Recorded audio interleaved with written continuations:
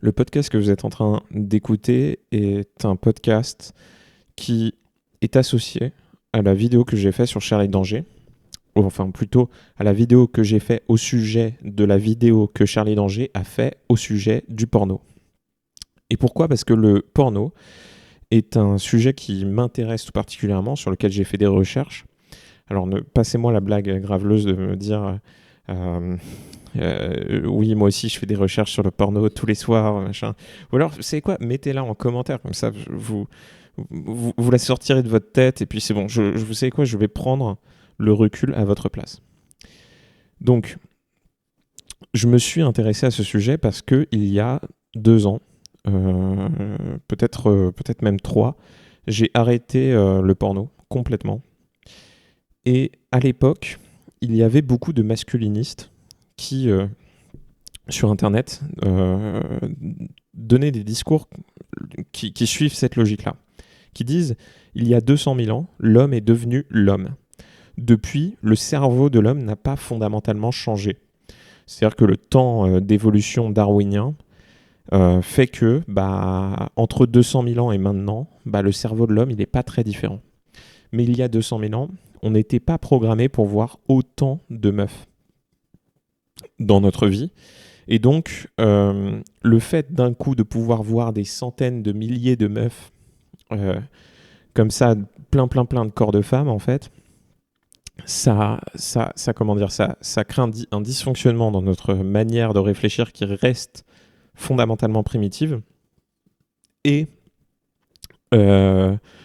surtout en ce qui concerne la sexualité, en gros. Et donc, ça va avoir un impact sur notre vision de la femme, sur notre capacité à se connecter émotionnellement à la femme, à être fidèle, à fonder un foyer, une famille, etc. Et ça va avoir un impact aussi sur notre motivation, sur notre envie de justement de s'investir dans une relation, de s'investir dans nos projets, de travailler, etc. Dur pour contribuer à la société, etc. etc. Donc ces tailles-là sont portées par des mascus, pourtant elles sont, quand on y réfléchit bien, elles sont très humanistes finalement, puisque ça parle d'essayer de créer une connexion réelle avec des gens et de pouvoir avoir une forte fidélité amoureuse, mais globalement aussi amicale. C'est globalement tout le folklore masculiniste qui traîne depuis quelques années sur Internet. Mais je suis pas d'accord avec eux. Je suis pas d'accord avec eux et c'est pas ça qui m'a fait arrêter le porno. En fait, moi, j'ai arrêté le porno pour des raisons un petit peu différentes. Déjà, j'ai envie d'avoir un contrôle total sur moi-même. C'est-à-dire que si il y a une action que j'ai l'habitude de faire comme regarder du porno ou n'importe quoi, genre imaginons fumer et tout, c'est pas mon cas, mais fumer ou boire de l'alcool ou n'importe quoi, je vais être capable de l'arrêter totalement et d'avoir un contrôle total là-dessus. Et si j'ai envie de l'arrêter, si j'ai envie de faire n'importe quoi d'autre, de la remplacer de n'importe quoi, je vais être capable de le faire. Donc, c'est la première chose qui est une première raison pour laquelle j'ai voulu arrêter, simplement entraîner mon self-control. La seconde chose, c'est que ça prend du temps, le porno. En fait, c'est simplement une question d'énergie et de temps. Je dépense des kilocalories à me branler devant du porno pendant X temps. Je dépense du temps à chercher, regarder, etc. Ce temps-là, je veux l'économiser. C'est une démarche générale que j'ai eue dans ma vie, qui ne touchait pas que au porno, mais qui touchait à plein d'autres choses. Et donc j'ai arrêté. Voilà. Alors cet arrêt, il a suivi j'ai décidé d'arrêter pour ces raisons-là, mais je me suis quand même intéressé au sujet. Donc ce temps finalement que je n'ai pas alloué à regarder du porno, je l'ai alloué à faire des recherches scientifiques sur le sujet. Donc de chercher des méta-analyses, etc. Et je n'ai pas été déçu parce que j'ai découvert des tas de choses. Donc, il y a donc Charlie Danger, en fait, dans sa vidéo, pour en revenir, pour commencer les choses un peu comme elle l'a commencé, elle part de prémices qui sont globalement fausses.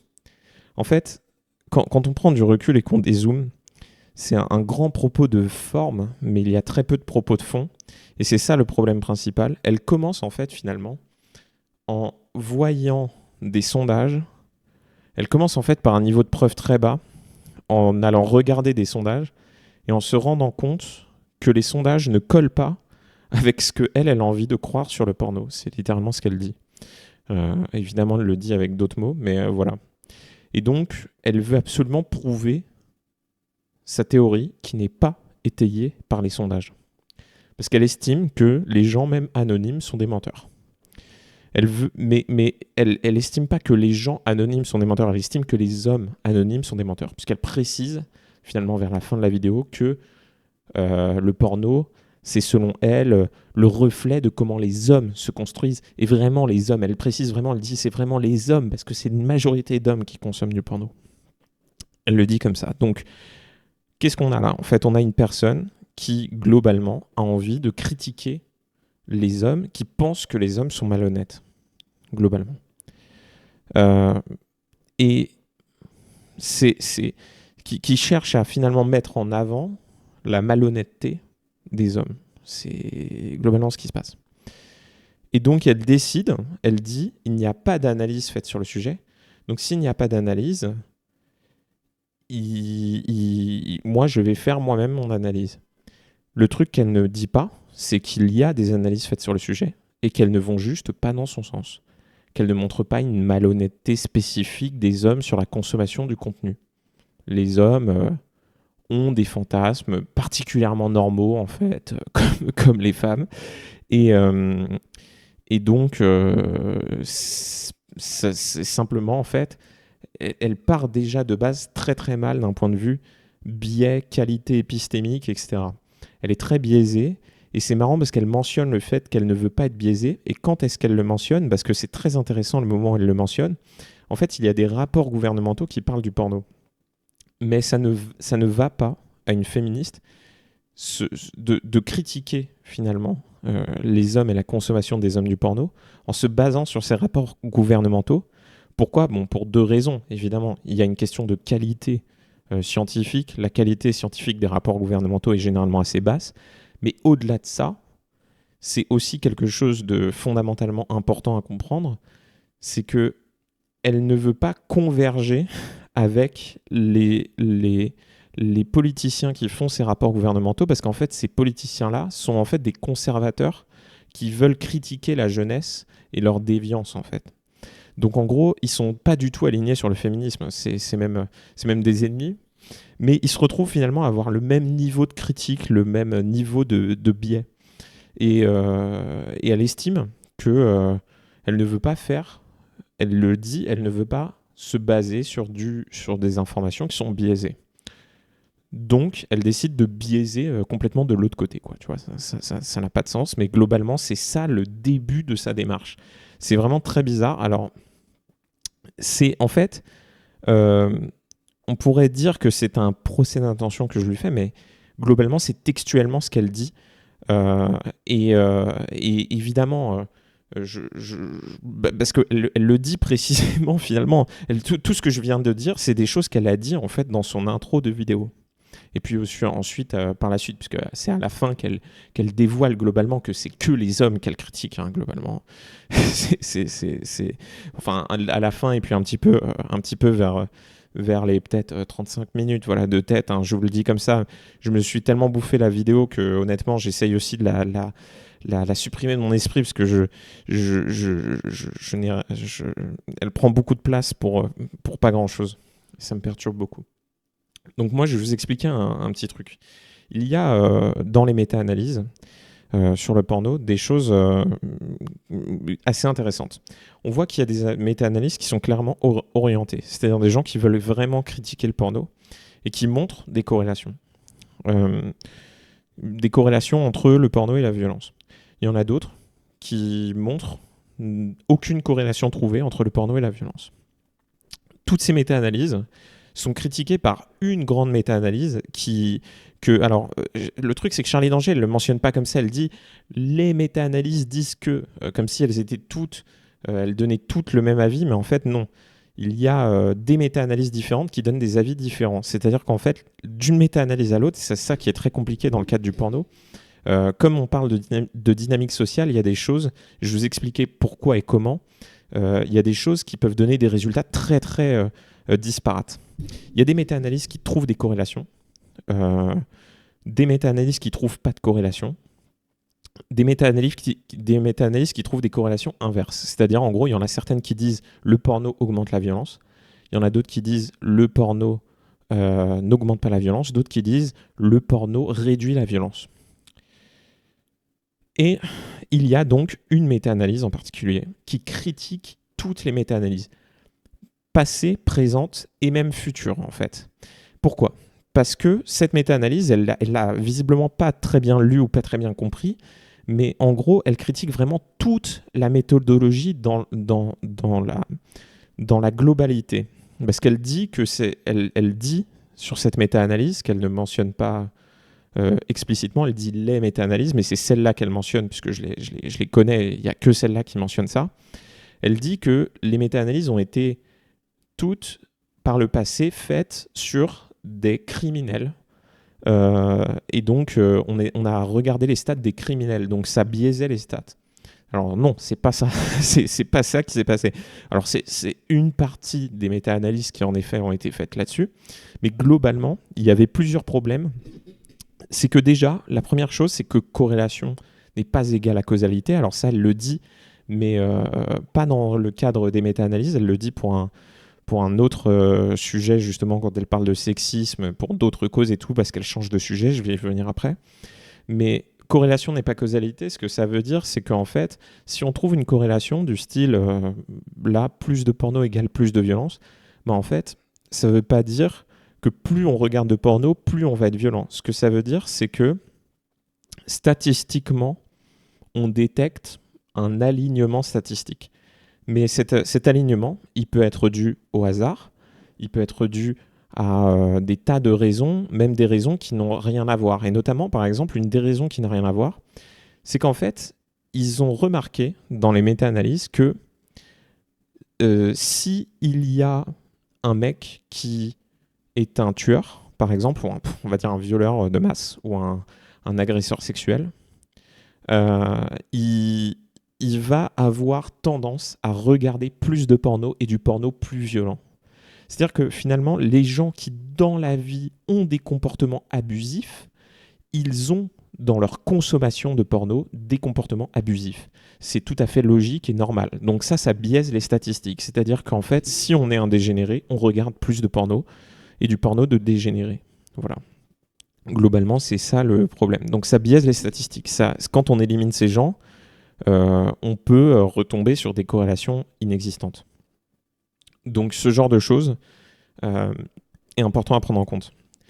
D'autre part, dans le porno, il y a des tas comme c'est des dynamiques sociales, il y a des tas de choses qui peuvent être complètement absurdes. Par exemple, on peut découvrir dans les dynamiques sociales que les habitants de Tourcoing regardent beaucoup de porno, tu vois. Et on peut découvrir aussi que les habitants de Tourcoing, en moyenne, font plus d'abus sexuels. Et ça peut être deux raisons qui sont totalement décorrélées l'une de l'autre. Enfin, deux raisons qui sont en fait en corrélation, puisque il se trouve qu'en effet, il y a plus d'abus sexuels à Tourcoing. Imaginons, j'invente la stat, c'est pas vrai du tout, mais en même temps, il y a plus de porno à Tourcoing. C'est peut-être deux populations très différentes qui consomment du porno et qui font des abus sexuels. Et c'est peut-être dû à quelque chose de très différent du style, je sais pas, vous voyez, un truc très bête, mais genre, il y a en même temps une forte jeunesse à Tourcoing qui arrive, parce qu'ils ont ouvert une nouvelle université. Et les abus sexuels, ça c'est genre... parce que en fait en même temps c'était un village qui était vieillissant dans lequel les gens à l'époque il y a les gens qui, comment dire, il y avait des vieux garçons dans le village, c'est-à-dire qu'en gros les jeunes filles partent dans les métropoles, etc. Vous voyez des choses comme ça qui peuvent se passer. Je dis, mais en gros, c'est des dynamiques sociales. Ou même simplement, il y a de l'entropie sociale. C'est-à-dire, c'est un bordel social, un endroit en particulier, ça va se stabiliser avec le temps. Et actuellement, il y a un pic, une montée d'agression sexuelle, etc. Ou alors, il y a un violeur en série à Tourcoing qui augmente les stats. Et derrière, en fait... vous voyez, et derrière, en fait, il y a une nouvelle jeunesse qui vient grâce aux nouvelles universités qui ont ouvert. Donc ça, c'est des corrélations. En fait, surtout quand on parle de dynamique sociale, une corrélation ne veut quasiment rien dire. Ce n'est pas un niveau de preuve élevé. Et tout est critiqué finalement par ces études-là. Donc, quand elle mentionne ces deux corrélations, notamment une corrélation en particulier qu'elle dit, il n'y a pas de corrélation entre le porno et les abus sexuels et les comportements jugés violents, sauf dans le cadre du porno qui est lui-même jugé violent, déjà de base. C'est-à-dire que quand on regarde du porno violent, en moyenne, en corrélation, ce qui ne veut absolument rien dire, mais admettons, en corrélation, quand on regarde du porno jugé violent, on a tendance à avoir des comportements. Alors, la méta-analyse qu'elle ne mentionne pas, enfin qu'elle ne cite pas, mais que je connais du coup aussi, c'est une autre méta-analyse qui parle de comportements sexistes. Des comportements du style, de dire des phrases du style « Ouais, mais elle portait une jupe courte » ou des trucs comme ça. Évidemment, cette corrélation ne veut rien dire, hein. C'est fait. Et puis aussi, on peut estimer que... je sais pas, on peut estimer par exemple que les gens qui souvent disent des choses comme ça sont aussi, je sais pas, des gens qui, dans un moment donné, découvraient le porno sur Internet et donc il y a un pic de consommation, donc c'est des gens dans une certaine tranche d'âge. On ne sait pas. La corrélation elle peut se faire de plein de manières différentes. Et une chose qu'elle ne mentionne pas aussi dans cette analyse, dans ce passage-là, c'est que cette méta-analyse en question, elle dit quelque chose d'assez intéressant. Elle dit que pour elle, que dans leurs stats, ce qu'ils se rendent compte, c'est que cette corrélation-là entre le porno jugé violent et le sexisme, elle existe aussi pour les gens qui regardent du porno et du contenu jugé violent de manière décorrélée l'un de l'autre. C'est-à-dire en fait des gens qui ne regardent pas du porno jugé violent, mais qui d'un côté regardent des films de guerre et de l'autre côté regardent du porno. Donc si on est là, en tout cas si cette corrélation est une causalité, je pense que c'est difficile à endiguer en tout cas, voilà, comme problème. Alors je pense pas spécifiquement que cette corrélation veuille dire grand-chose. Je pense pas que si on regarde des films de guerre violents et du porno, on se mette à dire à des femmes, oui, mais elle portait une jupe courte. Ou alors peut-être en fait on est plus conséquentiel et je ne sais pas, mais en tout cas c'est évidemment, encore une fois, ça ne veut littéralement rien dire. En fait, le fond de la vidéo de Charlie Danger, ça veut dire il n'y a pas d'information. Et donc c'est très intéressant parce que finalement elle a cité tout ça, là je viens de globalement débunker tout ce qu'elle dit, tout ce que je viens de dire veut dire en gros on n'a aucune conclusion à tirer du porno, il n'y a rien, aucun effet négatif, c'est juste du bonus personnel en fait. Mais il y a une méta-analyse qui est très sérieuse et qui, elle, tend à prouver une causalité, pas une corrélation, j'en ai parlé dans ma vidéo sur Charlie Danger, une méta-analyse qui, je vous les mettrai toutes dans la description, hein, c'est plutôt intéressant. Il y a une étude qui est assez sérieuse et qui parle vraiment d'une causalité qui dit que le porno créerait des comportements sexuels plus impersonnels. Et ça, voilà, je l'avais mentionné rapidement, mais en gros, ça, c'est le truc, je pense, la plus grande conclusion qu'on peut tirer de toutes les études sur le porno. C'est ça, c'est en gros, plus on regarde de porno, plus on aurait des comportements sexuels dits impersonnels, voilà, avec son ou sa partenaire. Et c'est globalement c'est ce qu'ils disent en fait dans l'étude, c'est que ça peut être perçu comme négatif tout comme positif. Ça dépend des contextes, ça dépend des gens. Et c'est le seul truc finalement que Charlie Danger ne dit pas, alors que c'est la conclusion la plus sérieuse qu'on peut tirer sur tout ça. Pourquoi elle ne le dit pas ? Je me demande si soit elle est passée à côté de la méta-analyse, soit ça ne lui plaît pas d'une manière ou d'une autre, puisque voilà, c'est vrai que c'est un peu... je suis pas sûr que ça aille vraiment dans le sens du narratif du féminisme, parce que moi, c'est une des raisons de pourquoi j'ai peut-être envie de reprendre le porno, parce que ça a un intérêt, en fait, dans sa sexualité, surtout quand on veut vivre en tant que célibataire, et comment dire, on a envie d'être aligné émotionnellement avec les gens avec qui on couche. C'est vrai que du coup, il vaut mieux être globalement beaucoup plus impersonnel, beaucoup plus détaché émotionnellement. Et c'est quelque chose qui avait été personnellement... j'avais discuté du coup avec des mascus ou justement des gens qui arrêtaient le porno et qui essayaient de trouver du positif chez eux. Ils l'ont tous globalement dit qu'ils se sentaient beaucoup plus émotionnellement connectés avec leur partenaire, qu'ils étaient beaucoup plus attentionnés, tendres, etc. Ouais, c'est quelque chose qui peut-être a une forme de réalité, c'est-à-dire que moins regarder de porno, ça rend... c'est peut-être la take mascu finalement qui est la plus sérieuse. Moins regarder de porno, ça rend finalement peut-être un peu plus fidèle, peut-être un peu plus connecté physiquement. Voilà, on ne baisse plus, on fait l'amour. C'est peut-être ça, finalement, la corrélation la plus intéressante à retirer de tout ça. Ça reste globalement un peu spéculatif, c'est-à-dire, il le précise aussi dans la méta-analyse, c'est vraiment là, il y a une causalité qui est probable. Ça ne veut pas dire qu'elle est forcément vraie. Il y a besoin, comme ils disent tout le temps dans toutes les méta-analyses, il y a besoin de plus d'analyses sur le sujet.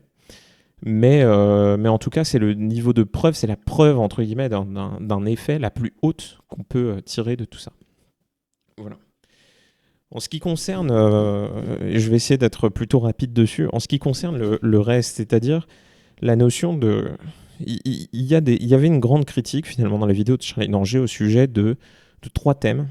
Le rough, donc le porno violent, hard, le porno hardcore, les catégories de soft pédophilie genre teen, donc les teens, les teenagers, donc les gens qui sont dans la dizaine d'années.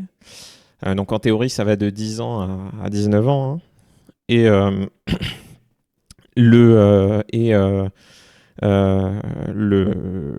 fantasme familial, l'inceste. Donc, elle traite ça de manière extrêmement grave, comme étant... En fait, elle pense qu'il y a une forme d'objectivité dans la vision de ces catégories. C'est-à-dire qu'elle pense que quand on clique sur la catégorie teens, on a au fond de nous de la pédophilie, refoulée ou non avouée finalement frontalement. Tout comme si on clique sur la catégorie fantasme familial, enfin du coup c'est inceste, mais ils l'ont renommé fantasme familial sur Pornhub, elle dit au passage que... je l'ai mentionné dans la vidéo que j'avais fait, mais elle dit au passage que ces catégories n'existent pas sur Pornhub et que du coup Pornhub cache les stats en enlevant ces catégories. Mais plus tard, elle mentionne le fait que la catégorie Teens a été renommée en 18-25, c'est assez intéressant, on va y venir. Mais toutes ces catégories existent, hein, hard pour rough, donc la catégorie hard, la catégorie fantasme familial pour l'inceste et la catégorie 18-25 pour les teens. Et d'ailleurs, en fait, il y a plusieurs catégories par grand thème. Ces 3 thèmes, en fait, ont plusieurs sous-catégories. Il y a des catégories genre schoolgirl ou des trucs comme ça. Donc il y a plein de catégories en fait, plein de sous-catégories qui sont dans ces 3 grands thèmes. Donc c'est bien la preuve que finalement, non, Pornhub ne cache pas ces 3 thèmes-là au monde comme elle semble le dire, pour que ça n'apparaisse pas dans les rapports annuels sur les catégories les plus cliquées, etc., que Pornhub publie. Non, il se trouve qu'en fait, c'est juste des thèmes qui ont en fait une utilité. Le problème dans les dynamiques sociales, c'est de ne pas comprendre d'où elles viennent. Si on clique sur la catégorie teens, on peut très bien être doué de raison et être parfaitement sûr qu'on regarde des adultes, puisqu'on est sur un site justement sécurisé. Si on va sur Pornhub, on n'est pas sur le site le plus obscur du monde. Et le but, c'est justement de regarder des adultes qui sont situés en fait entre les 18 et 20 ans. Et c'est des adultes où on évite en fait, en cliquant sur cette catégorie, on évite de tomber sur des meufs avec les seins qui tombent, ou alors des meufs qui sur la miniature ont l'air d'être bien jeunes et tout, et qui en fait, quand tu regardes, sont complètement liftés, ont des espèces de traits, de pliage du visage qui montrent les années, les liftings faits les uns sur les autres, parce que c'est quelque chose qui arrive régulièrement dans le porno. En fait, on essaie d'éviter de tomber sur des choses qui ne nous plaisent pas, parce qu'en fait, on est en train de bander et qu'on n'a pas envie de débander, vous voyez. Donc, en gros, faut bien comprendre là, qu'il y a une différence entre l'objectivité de ce qui est proposé et l'aspect cause-conséquence, la consommation réelle en fait. C'est-à-dire, on n'est pas dans une vision globale de prescription morale pour ce qu'on veut sur le monde quand on est en train de se branler. On a juste envie de voir une belle meuf et de jouir. De facto, et comme elle l'a mentionné très rapidement, et c'est très curieux de l'avoir mentionné aussi rapidement, de ne pas avoir creusé ce sujet, parce que c'est très intéressant, est-ce que les hommes regardent même les titres? Est-ce qu'en fait ça les intéresse? Ou est-ce qu'en fait ils les consomment? Ils consomment en regardant la miniature, en essayant de globalement s'orienter vers un endroit qui est safe, et ensuite en cliquant. Moi je pense que il y a quand même beaucoup plus de chances que les hommes ne soient pas portés sur sur le scénario. C'est déjà quelque chose qui de base est assez présent dans la, comment dire, vous voyez, par exemple, c'est assez présent dans la sexualité. C'est-à-dire, on sent bien que les hommes sont beaucoup moins portés sur le narratif que les femmes, par exemple. Donc c'est quelque chose que j'ai proposé par exemple de manière un petit peu provocatrice dans la vidéo que j'ai fait. Mais fondamentalement, la question de toi tu es telle personne et moi je suis telle personne, le roleplay en fait, c'est quelque chose qui est plus porté par les femmes. C'est même un fantasme qui est beaucoup plus féminin de base, le fantasme du roleplay, que masculin. Et d'ailleurs, on le voit même dans la consommation féminine de porno auditif, où elles sont littéralement que on leur raconte une histoire avec une voix suave, et elles écoutent, et elles aiment bien, etc. Il y a beaucoup de femmes qui écoutent du porno audio. C'est quelque chose qui touche que très très très peu d'hommes, en fait. Donc on est très visuel. Et donc, en fait, finalement, que veulent dire ces titres ? Que veulent dire ces titres dans un monde dans lequel, finalement, la plupart des hommes sont plus, visuels que narratifs, en fait. Moi, je pense plusieurs choses. Je pense que déjà, tout n'est pas absolu. Évidemment, c'est pas tous les hommes qui sont que visuels, etc. Je pense que c'est une partie, comme je l'ai dit, par exemple, le titre peut jouer un petit peu dans la décision. Ce que je pense, c'est peut-être qu'on surévalue la part décisionnelle du titre sur quel truc on va cliquer. C'est-à-dire que quelqu'un qui décide de cliquer sur une vidéo, il ne décide pas à 100% pour la miniature ou à 100% pour le titre. C'est toujours un petit peu un combo des deux. Et je dirais que dans la part de l'homme, c'est peut-être 5% le titre en moyenne et 95% la miniature, plus, ou alors peut-être 30% la miniature, plus quand on passe sa souris sur la miniature, plus le reste en pourcentage de quelles images on voit apparaître. Vous savez, la preview de la vidéo comme il y a sur YouTube. Donc ce genre de choses, pour moi, sont à prendre en compte. En fait, c'est un ensemble de facteurs qu'on ne peut pas fondamentalement simplifier. Et donc ce que je mentionnais dans la vidéo, c'est que c'est assez intéressant, parce qu'en fait, quand quelqu'un simplifie des facteurs aussi complexes, ça nous en apprend beaucoup plus sur elle que sur le monde. C'est-à-dire que Charlie d'Angers nous a appris qu'elle cherchait à tout prix à critiquer les hommes. C'était ça le problème, en fait. Ça le problème de fond, ça qui est dérangeant dans la vidéo, finalement, qu'on entend en toile de fond tout le temps, c'est tiens, comment est-ce que je vais faire pour tourner le truc de manière à dire que les hommes sont des salopards sexistes, globalement, qu'ils ont tous ce truc en eux de salopards sexistes internés. Donc, il y a en effet pour moi une part où on peut dire que en fait, le titre n'est pas adressé à la majorité, au grand public des hommes. Il est soit adressé aux femmes, en fait, il a une part de marché beaucoup plus importante chez les femmes, il a une part de marché beaucoup plus importante chez des niches d'hommes. Par exemple, les gens qui, en effet, la niche des incestueux. Voilà. Il y a d'autres choses. J'avais mentionné, par exemple, le fait que des gens pouvaient fantasmer sur leur stepmom, parce que IRL, ils étaient adolescents, et quand ils étaient adolescents et que leur père prenait, leur père divorcé trouvait une nouvelle femme, en fait, le modèle féminin sexué est le plus proche est la stepmom. Donc en fait, c'est pas de l'inceste, c'est juste les mecs deviennent pubères et leurs hormones. Ils découvrent la sexualité et là, le modèle féminin sexué le plus proche est la belle-mère, la nouvelle femme de leur père. C'est quelque chose qui, en effet, peut arriver souvent, compte tenu, en fait, finalement, du rythme de la vie. C'est quelque chose qui peut arriver souvent. Mais ça ne veut pas dire que c'est la cause unique. Probablement qu'en fait, chaque personne ont des raisons différentes finalement pour aimer la grande catégorie du fantasme familial. Tu vois, ceux qui se sont dépucelés avec leur sœur en faisant touche pipi à l'époque, ceux qui n'importe quoi en fait. Vous voyez, c'est des choses qui en effet peuvent arriver dans la vie. Ça veut pas dire que c'est pas grave, ça veut pas dire que c'est pas un problème, mais ça veut dire que c'est des choses ça veut dire qu'il peut y avoir un ensemble de causes connexes, comme une constellation en fait, qui jouent et qui créent une niche de gens qui vont aller chercher ça. Niche qui est touchée par les titres, voilà, bien plus que les miniatures, puisqu'ils cherchent un narratif en particulier.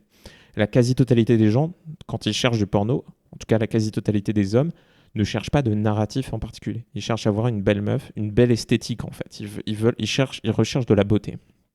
Donc, c'est quelque chose qui est pour moi très important à prendre en compte quand on cherche en fait à comprendre d'où viennent tout ça. Il y a aussi autre chose qui n'est jamais discutée, jamais proposée dans les discussions par les féministes. C'est par les gens qui parlent de porno, même de manière générale, pas que les féministes. À part peut-être justement Manuel Ferrara, mais c'est un autre sujet. Manuel Ferrara disait quelque chose de très intéressant. Il a dit moi et tout, ça m'arrive, les femmes et tout, elles me voient et tout, carrément elles me mettent la main sur le paquet et tout. Je dis désolé, je suis marié et tout. En fait, il disait mais comme c'est des femmes, c'est moins grave quoi. Voilà. Il le dit comme ça, lui il n'en a rien à faire. Hein. De toute façon, il est dans l'envers du décor. Donc en fait, lui, il se rend bien compte que la quasi-totalité des théories féministes sur les hommes et les femmes, en fait, sont littéralement fausses, en tout cas de son point de vue en expérimentant. Quoi. Donc lui, il disait ça, bon, c'est assez intéressant. Mais du coup, moi, je propose quelque chose. C'est quelle est la part des femmes dans dans le contenu final qui va être proposé sur le porno. C'est-à-dire que ce serait naïf. Alors c'est un peu le narratif du féminisme de dire tout le temps les femmes sont dominées. Donc dans le porno, en fait, finalement, toutes les actrices finalement ne sont dominées, ne sont que des exécutantes qui, se font bouffer par des grands labels qui leur disent quoi faire, etc. Elles les obéissent au doigt et à l'œil. Mais ce serait un peu naïf de penser qu'elles n'ont aucune influence.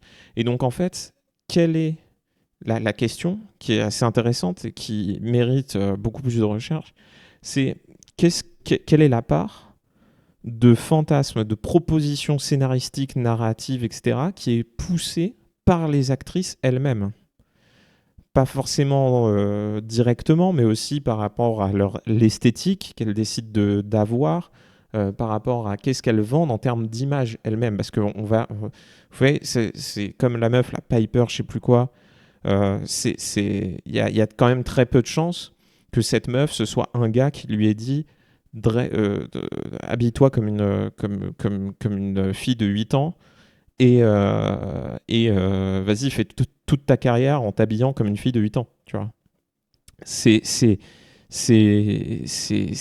comment dire, faut comprendre que c'est un choix de cette actrice de se vendre comme ça, tout comme on a un agent, qu'on vend une vibe en particulier, qu'on propose en fait quelque chose une performance en fait artistique qui est ensuite choisie, proposée, envoyée au monde.